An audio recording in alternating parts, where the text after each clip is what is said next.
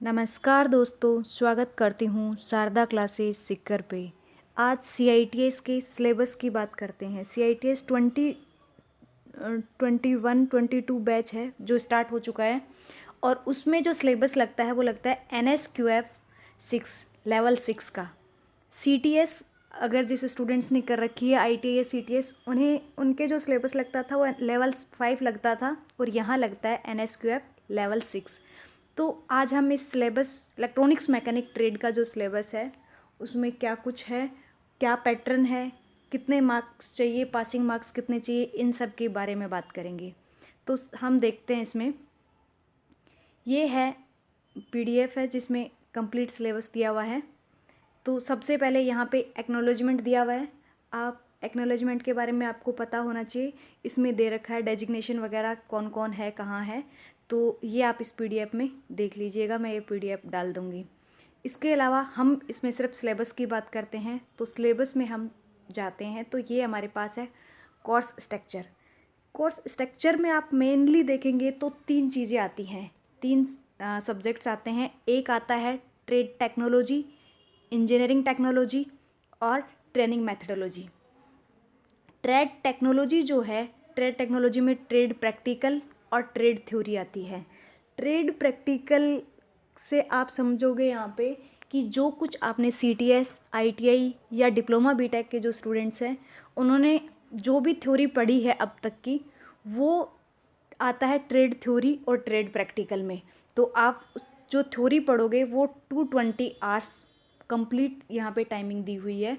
इस कोर्स जो कोड जो डिज़ाइन किया गया है वो 220 आवर्स आपकी थ्योरी के लिए है और 704 घंटे आपके लिए ट्रेड प्रैक्टिकल के लिए है। यहाँ CITS जो ट्रेनिंग स्कीम है इसमें मेन सबसे इम्पॉर्टेंट जो होता है वो प्रैक्टिकल ही होते हैं आपके लिए। जो कुछ भी आप पढ़ते हो या पढ़ के आए हो, जो टॉपिक पढ़ोगे उसको लैब में प्रैक्टिकल भी करके देखना है। तो यहाँ प्रैक्टिकल का टाइम ज़्यादा दिया जाता है। नेक्स्ट हमारे पास यहाँ पे दिया हुआ है इंजीनियरिंग टेक्नोलॉजी। इंजीनियरिंग टेक्नोलॉजी में आप देखोगे तो दो सब्जेक्ट आ जाते हैं। एक आता है वर्कशॉप कैलकुलेशन।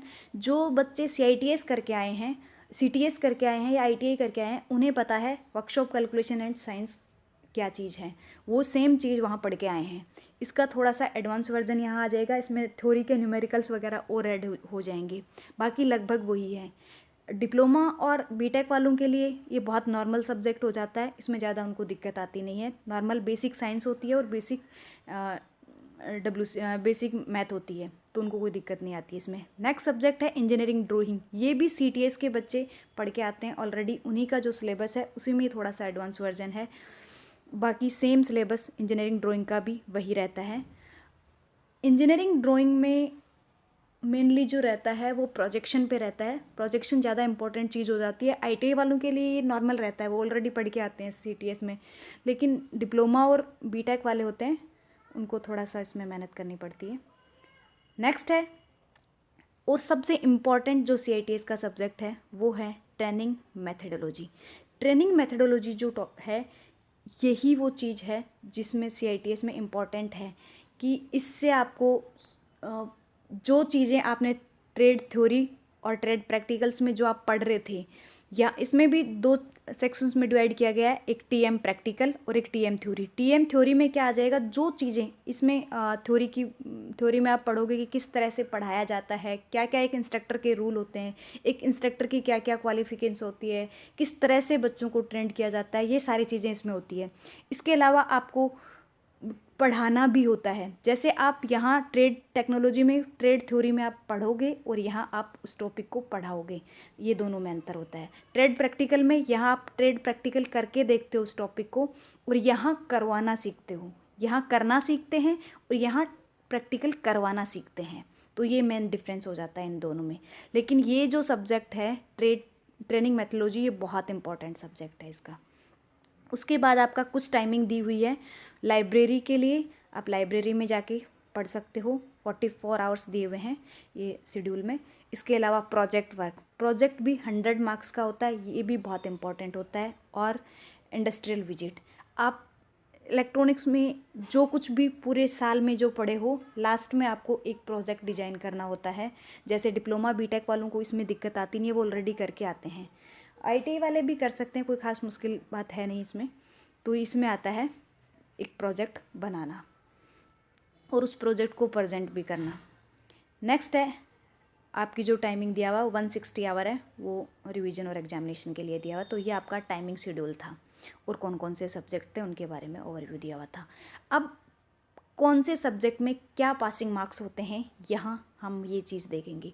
ट्रेड टेक्नोलॉजी, जो ट्रेड थ्योरी और ट्रेड प्रैक्टिकल की आप बात कर रहे थे, वहाँ आप उसमें आप देखोगे कि ट्रेड टेक्नोलॉजी में दो चीज़ें, ट्रेड थ्योरी और ट्रेड प्रैक्टिकल। 100 ट्रेड थ्योरी का जो पेपर आता है 100 नंबर का आता है, 50 क्वेश्चन आते हैं। आजकल ऑनलाइन पेपर ही होता है, 50 क्वेश्चन आएंगे, एक क्वेश्चन 2 नंबर का होगा, तो 100 नंबर का पेपर आएगा। 40 नंबर इंटरनल मार्क्स होते हैं, टोटल 140 मार्क्स होते हैं। इन 100 में से आपको 80 नंबर लाने कंपलसरी होते हैं और इन 40 में से 24 मार्क्स लाने कंपलसरी होते हैं। ये 40 नंबर आपकी क्लास की परफॉर्मेंस कैसी रहती है, ओवरऑल आपका जो पूरे साल में रहेगा वो उसके अकॉर्डिंग परफॉर्मेंस रहेगी, उसके अकॉर्डिंग दिया जाएगा। ये 100 मार्क्स आपके होते हैं जो पेपर होगा, उसमें से पासिंग मार्क्स होते हैं 60% इसमें पासिंग मार्क्स होता है CITS में। नेक्स्ट ट्रेड प्रैक्टिकल की आप बात करोगे तो 200 का ट्रेड प्रैक्टिकल आएगा, जिसमें से आपको 120 नंबर लाने ज़रूरी हैं। वर्कशॉप इंजीनियरिंग टेक्नोलॉजी में वर्कशॉप कैलकुलेशन है, वो भी 50 नंबर का पेपर आता है। इंजीनियरिंग ड्राइंग का भी 50 नंबर का आता है। वर्कशॉप कैलकुलेशन में और इंजीनियरिंग ड्राइंग दोनों ही सब्जेक्ट में CITS में बैक बहुत आती है, तो इन दोनों सब्जेक्ट पे थोड़ा गौर करना है, क्योंकि ट्रेड थ्योरी तो खुद का सब्जेक्ट होता है, पहले से पढ़ के आए हुए होते हैं, इसमें इतना मुश्किल नहीं होती है। वर्कशॉप कैलकुलेशन में आप देख रहे हो यहाँ पे 30 नंबर लाने ज़रूरी होते हैं, 25 क्वेश्चन आएंगे, एक क्वेश्चन 2 नंबर का होता है। इंजीनियरिंग ड्राइंग में ये तो ड्राइंग आती है, ड्राइंग का पेपर होता है जो ऑनलाइन नहीं होता है। इसमें प्रोजेक्शन आता है 30 नंबर का, और या तो कोई ब्लॉक डायग्राम आ जाएगा या सिम्बल्स आ जाएंगे बाकी 20 नंबर के। तो ऐसे करके 50 नंबर का पेपर होता है, जिसमें से 30 नंबर लाने कंपलसरी होते हैं। नेक्स्ट है ट्रेनिंग मैथडोलॉजी। ट्रेनिंग मैथडोलॉजी में भी जो थ्योरी का पेपर होता है, ट्रेनिंग थ्योरी का, वो 100 मार्क्स का होता है, प्रैक्टिकल का 200 का होता है। इसमें भी 100 में से 60 मार्क्स लाने ज़रूरी होते हैं। ये सबसे मुश्किल और सबसे इम्पॉर्टेंट सब्जेक्ट होता है CITS का, तो इसमें भी 60 मार्क्स लाने, 60% ऑल सब्जेक्ट प्रैक्टिकल देखो या थ्योरी, सब में 60% लाने कंपलसरी होते हैं। पासिंग मार्क्स जो होते हैं वो 60% होते हैं, आप यहाँ भी देख सकते हो, नीचे लिखा हुआ मिनिमम पासिंग मार्क्स होते हैं वो 60% होते हैं। नेक्स्ट हम बात करते हैं असाइनमेंट गाइडलाइंस दी हुई है कि कैसे कैसे आपको करना है, तो इन्हें आप देख लीजिएगा, बाकी इतना इम्पोर्टेंट है नहीं है आपके लिए। नीचे ये जो दिया हुआ है ये टीचर्स के लिए है। अब नेक्स्ट सिलेबस की बात करते हैं कि सिलेबस में क्या कुछ है।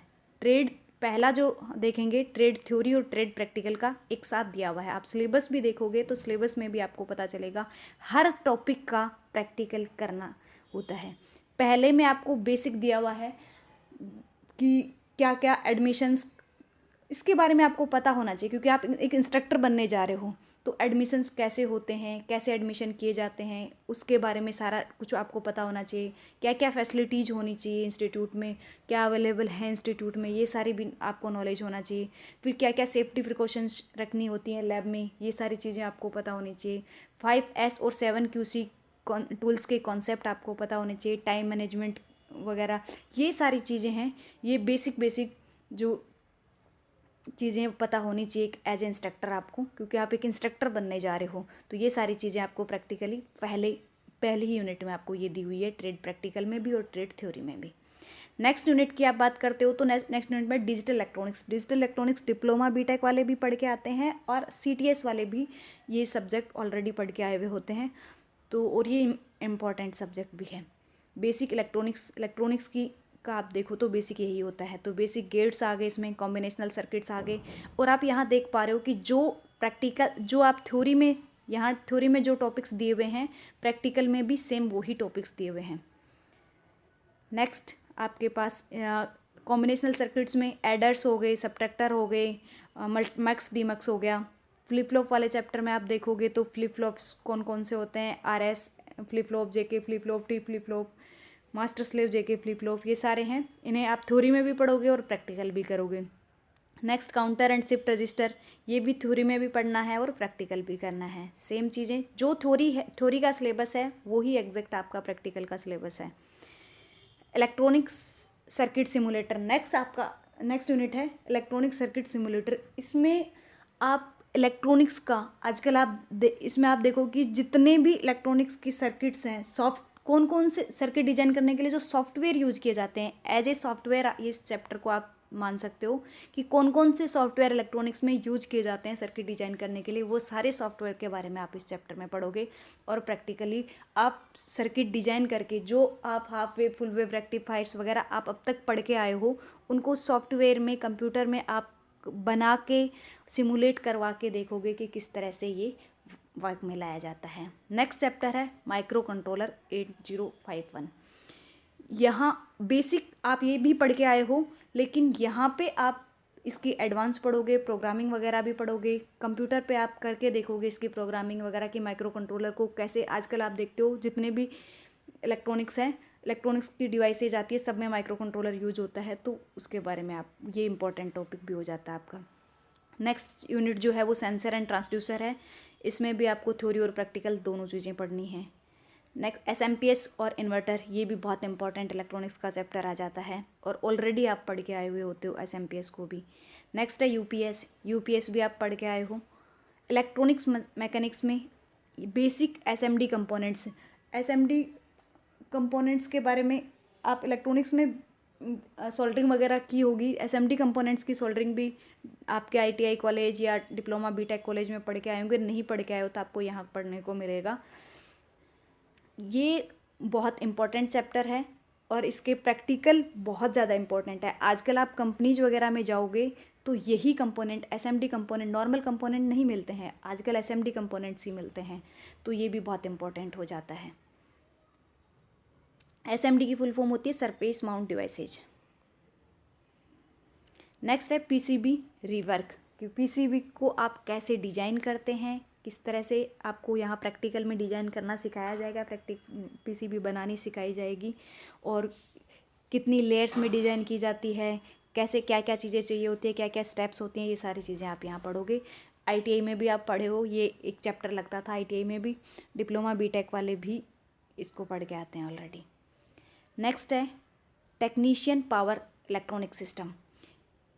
इसमें डिजिटल पैनल मीटर हो गया, एलईडी वगैरह हो गया, ये सारी चीज़ें आप इसमें पढ़ोगे।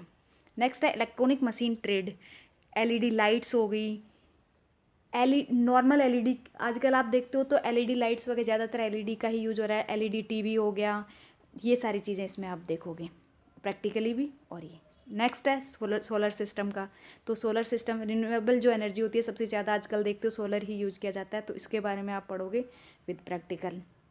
फाइबर ऑप्टिकल कम्युनिकेशन, ये सीटीएस वालों के लिए थोड़ा मुश्किल हो जाएगा, बाकी डिप्लोमा बीटेक वाले इसको पढ़ के आते हैं अच्छे से।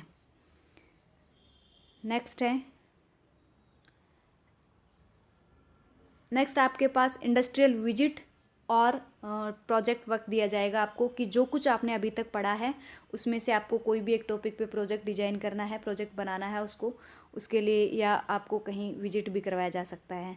नेक्स्ट आ जाएगा electronics machine trade, LED TV वगैरह, स्मार्ट टीवी वगैरह, ये सारी चीज़ें इसमें टीवी वगैरह पे आ जाएगा। डीटीएच सिस्टम है। नेक्स्ट सेल फोन है, सेल फोन भी बहुत इंपॉर्टेंट टॉपिक है इसमें आपका।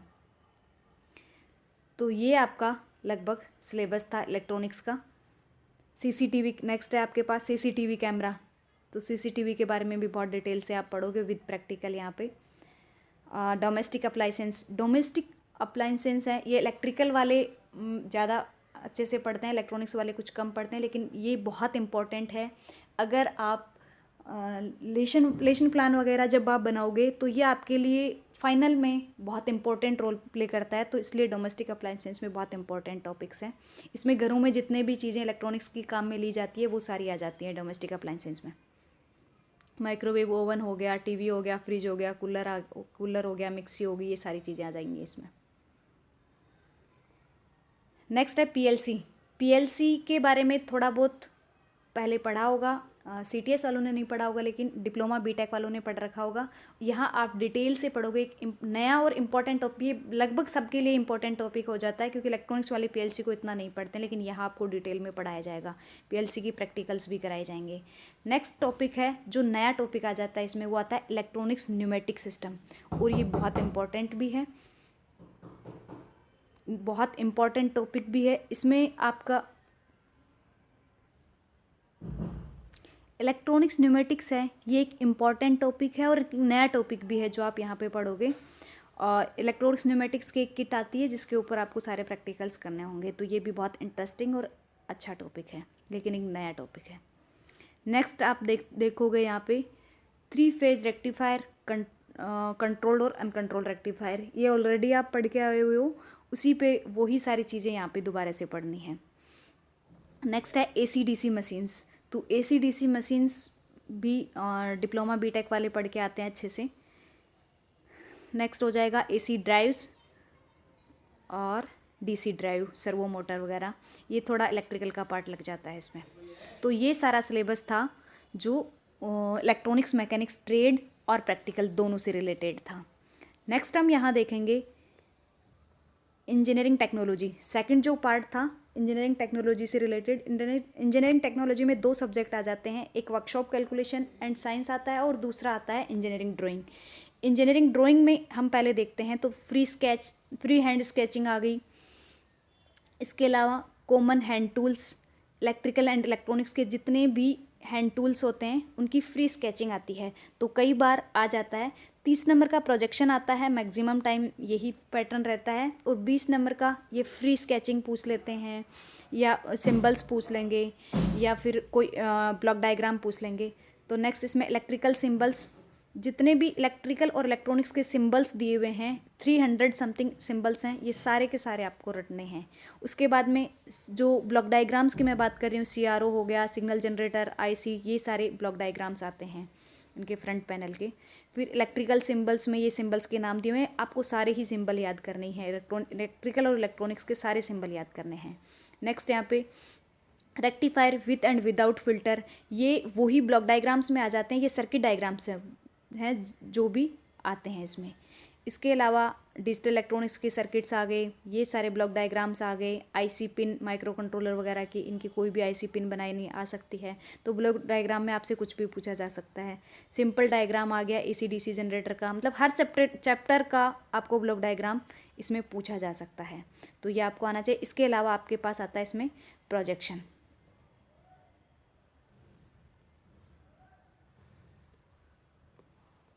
WCS की हम बात करते हैं, प्रोजेक्शन इसमें अब बहुत इम्पोर्टेंट होता है, उसको आइसोमेट्रिक कम पूछा जाता है, तो प्रोजेक्शन इसमें बहुत इंपॉर्टेंट है। नेक्स्ट हम देखते हैं workshop calculation and science.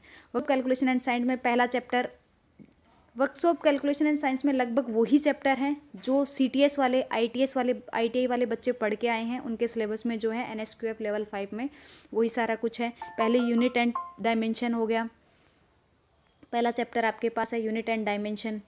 Next आपके पास है algebra, next mensuration, trigonometry, passive component में रजिस्टर, कैपेसिटर, ये जितने भी बेसिक इलेक्ट्रॉनिक्स के चैप्टर हैं उन सब के न्यूमेरिकल पूछे जाते हैं इसमें। AC फंडामेंटल हो गया, ये सारे न्यूमेरिकल्स पूछे जाते हैं। RL, RC, RLC वाले ये न्यूमेरिकल्स आते हैं इसमें।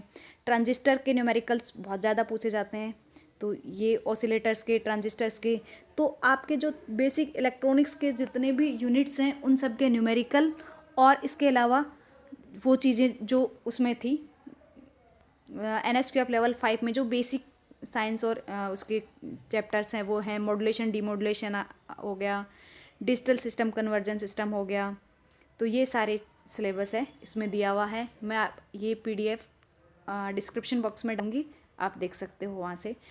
टेलीग्राम लिंक डाला हुआ है, उसमें आप ज्वाइन कर सकते हो। वहाँ पे CTS CITS से रिलेटेड जितनी भी इम्पोर्टेंट PDFs हैं वो मैं डालती रहती हूँ, तो आप उन सब के लिए भी। इसके अलावा इसकी जो इलेक्ट्रॉनिक्स के लिए कौन कौन सी इम्पोर्टेंट बुक्स हैं आपके लिए, वो सारी बुक्स का भी मैं नेक्स्ट वीडियो बनाने वाली हूँ, और वो जो कुछ बुक्स हैं जो एज ए PDF मेरे पास अवेलेबल हैं वो मैं टेलीग्राम ग्रुप में डाल दूँगी, तो आप टेलीग्राम ग्रुप ज्वाइन कर लीजिएगा। इसके अलावा भारत स्किल से आप डाउनलोड कर सकते हो इन बुक्स को। तो भारत स्किल की बुक्स थोड़ी सी टफ पड़ जाती है लैंग्वेज, तो उसके लिए कुछ बेसिक बुक्स हैं, वो मैं आपको बता दूंगी कौन कौन सी बुक्स आपको लेनी है। इसके अलावा कौन कौन सी भारत स्किल से पढ़नी है, तो उसके बारे में मैं नेक्स्ट वीडियो में बता दूंगी। Thank you so much friends. अगर आपको वीडियो पसंद आया हो तो लाइक करना, सब्सक्राइब करना। Thank you friends.